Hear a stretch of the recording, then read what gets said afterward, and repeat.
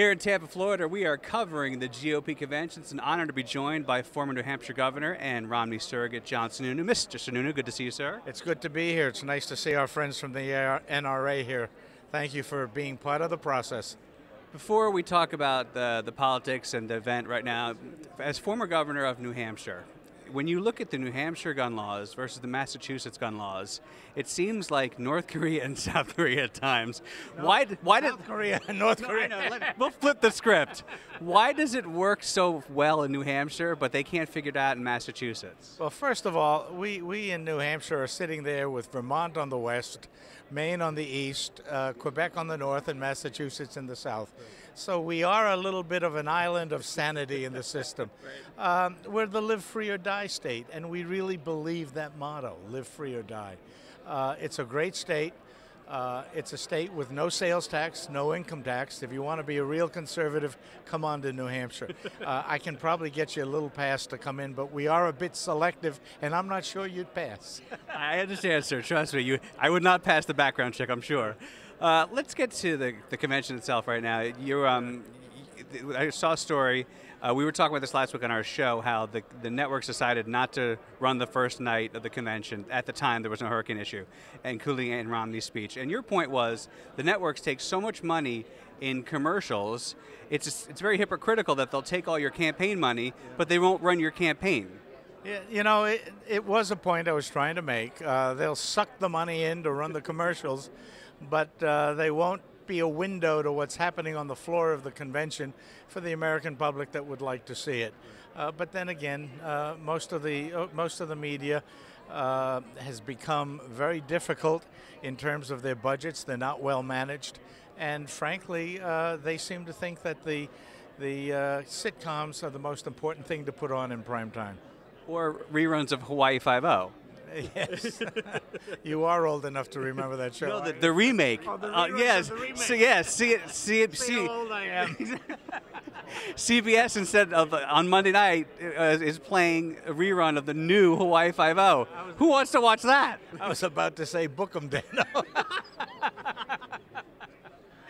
You are, of course, a surrogate for the Romney-Ryan campaign. Talk about this state, first of all, such a key swing state. What is the key to the Romney-Ryan campaign winning this state and then the rest of the country? Look, it's the same key everywhere. Campaigns that work are campaigns that take it one step at a time and do the right thing at the right time, and timing is important. I'm a great believer that half the country doesn't pay attention to a presidential campaign until the kids go back to school, and that's happening now. So we're into the Labor Day weekend.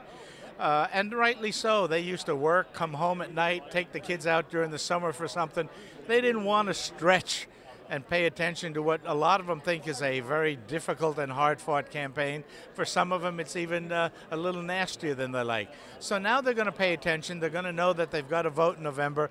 And I think as people pay more and more attention, as they get informed of how disastrous this president has been, how many Americans are out of work or underworked at this time with jobs that don't befit the talent they have, people will begin to understand it's time for a change, and they will begin to hear in Governor Romney a plan and an agenda for the future that makes sense to them. You talk about the disastrous first term. Let's say the disastrous only term. Okay, I'm saying, let's prognosticate, let's say there might be a second term for Barack Obama. What would that mean for this country? I think we're all moving north to Canada. How about just New Hampshire? Really, it would be a disaster. You'd have Obamacare made permanent. You would have deficits as far as the eye can see, not just our eye, but our grandchildren's eye.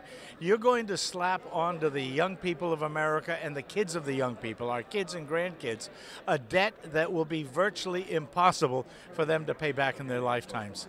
Can we also talk about what would happen with Supreme Court justices, especially to this audience, in terms of the Second Amendment and protecting your Second Amendment rights? Look, it's getting more and more complicated on the Second Amendment because people are reacting very emotionally to some of the tragedies we've had here. And people have to understand that this is more than just a passing issue. This is a critical issue.